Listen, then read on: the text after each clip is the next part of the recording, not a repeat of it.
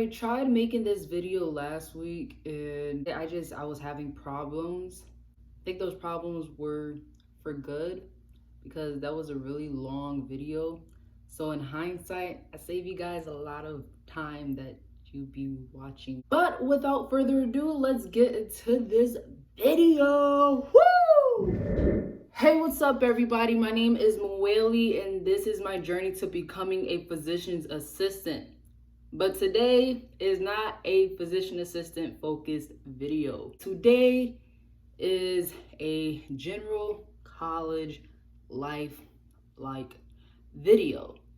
And why is it a college video? Because today I will be talking about online orientation at UB. Now, if you see this in later years, you might be like, why was there an online orientation?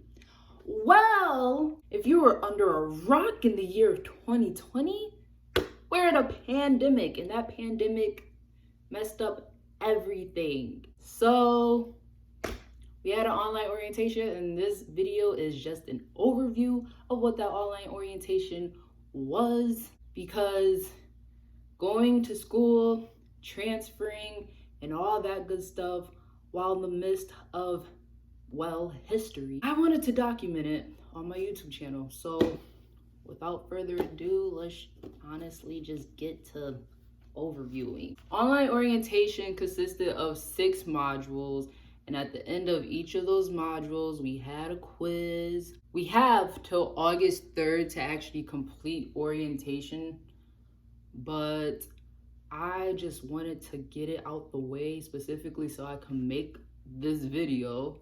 So I got ahead of myself. At like the beginning of orientation, they would tell us like, oh, if you see something in this like module that interests you, you can save it so you can look back at it later. They had a little eye icon at the bottom of like the last slide of the module.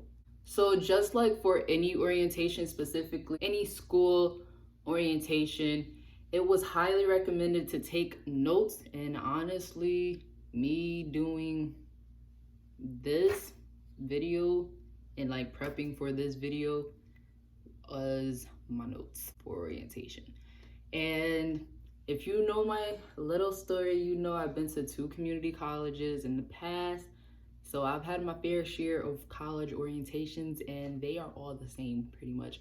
Of course, some things are gonna be different because the schools are different, but when it comes to, you know, policies and Title IX and financial aid and how to pay for college and like, you know, making sure you use all your resources at school and living and dining on campus and all that good campus, school, college stuff. That's all a part of every single orientation, just with a little twist. They had told us in the email that we got letting us know that orientation was available, that if you planned on completing this online orientation program in one sitting, it would take about 1 to 2 hours to complete. Now, like I just said, I did not do it in one sitting, so I cannot tell you if that's really true. But honestly, it really went by fast. There was honestly just like one part of it that annoyed the heck out of me because it was just really drawn out, and it was the most boring part of orientation. Like, yes, there are boring parts of orientation, like other boring parts of orientation, but that was like the one where you're just sitting there. Normally when you know you have normal orientation, you're just like, oh, all right, what's going on? But yeah, it was boring. And because it was boring, it seemed very long drawn out.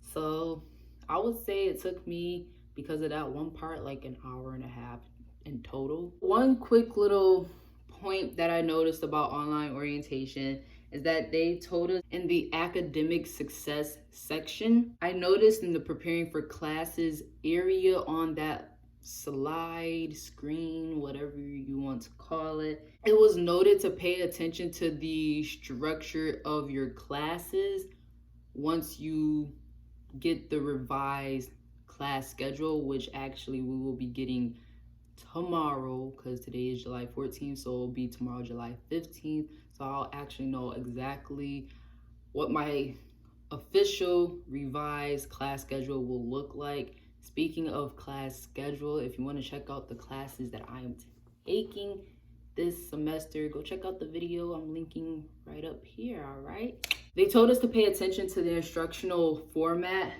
of each class. So whether it's a online class, a hybrid class, or an in-person class. And today I actually got another email from the provost, which I honestly have no idea what that is. I saw that there's like a high flex or some type of flex like type of class that's not hybrid, not in person, not online, but it's like a high flex. There's like another type of format of what a class will look like, and I don't know what that looks like.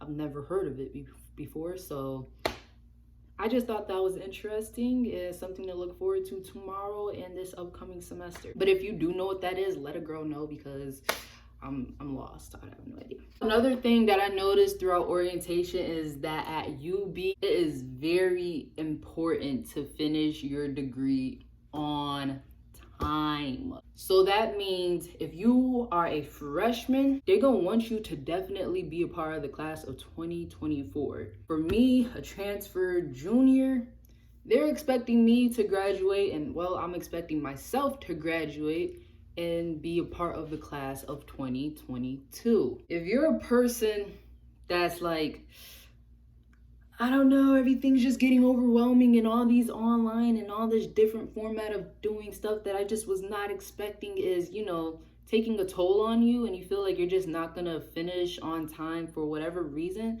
That's why colleges have winter sessions and summer sessions so you can catch up on the classes that you need. The reason I'm bringing this up is because your academic progress can impact your time to graduation and at times your financial aid. That's honestly just why I wanted to, tell you guys that, because it's not just a UB thing, it's a college thing. So I just think it's really important, keep that in mind. Another section of the orientation, they talked about like academic policies and all that great stuff.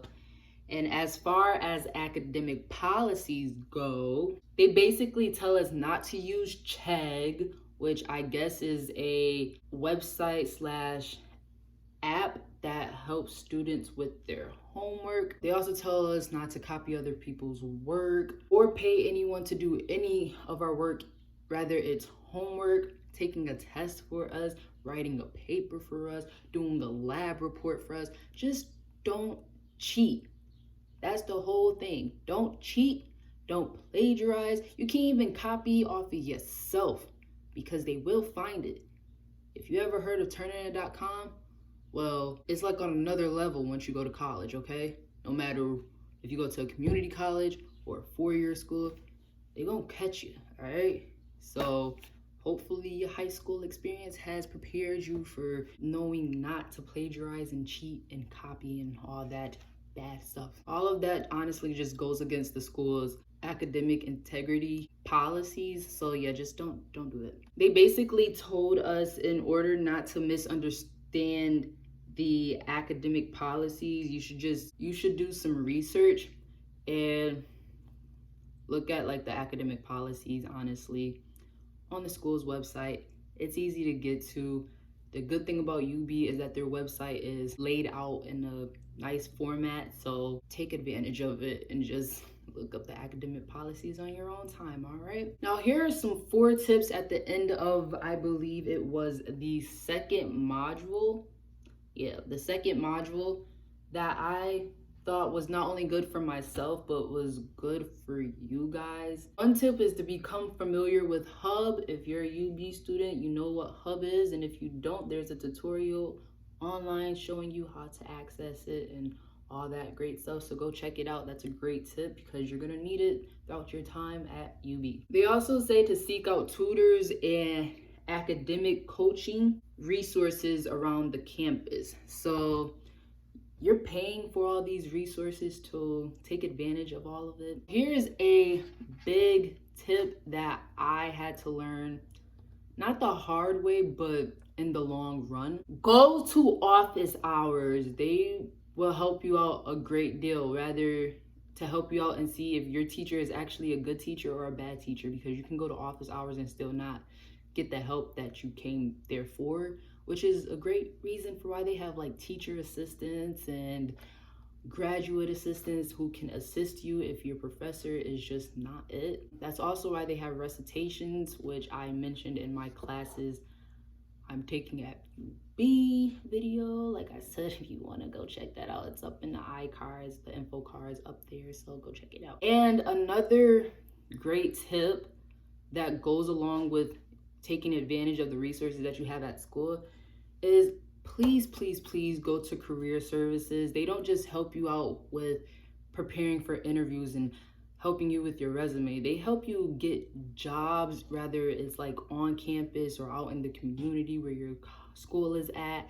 They also help you get internships. And what good college student is not seeking internships? Now, it might be harder to do now because of COVID, but definitely seek out for them. They are there to help you further yourself while you're in school. And technically it's free, but it's not free because you're paying it with your tuition and all that stuff. So honestly, just go take advantage because you're paying them technically already. So just take advantage of it. So moving on to the third module. This module was called paying for college, and honestly it was very straightforward. It just told you about how to pay for college, whether it's through financial aid, FAFSA, told you about authorized paying and FERPA and scholarships and how to access scholarships through the school's website. There's ways out there for you to pay for college. You just have to look for it. Moving on to module 4,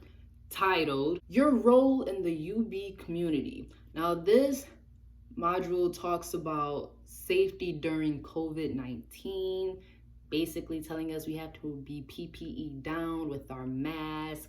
Some people, if you want to wear gloves, which I don't recommend, but you don't have to listen to me, having hand sanitizers, having disinfectant wipes, you know, all that good stuff to keep you safe and keep others around you safe. They talk about how to contact UPD, which is the University Police Department. They talk about sexual violence prevention, talk about sexual conduct and advocacy, talks about student wellness, whether it's, mentally, physically, emotionally, all that, just making sure your well-being is intact. Talks about Title IX, which they go in depth about what Title IX is, so if you don't know what it is, you'll find out in your orientation. It also talks about UB Student Code of Conduct.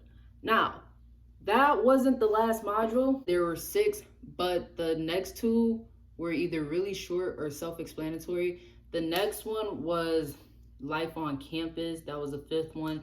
And it basically just talked about living in a dorm / on campus apartment. And it talks about also dining on campus. And then the last one was titled What's Next? And it basically just told you about a checklist that you need to get done either before you get to UB or once you get to UB. That was the overview of online orientation at UB. I hope you liked this video. But yeah, if you liked this video, you thought it was very helpful, or if this wasn't helpful for you, but you know somebody that's interested in going to UB, or well, hell, you just wanted to know what online orientation at a college in general was looking like because of this pandemic, give it a big like.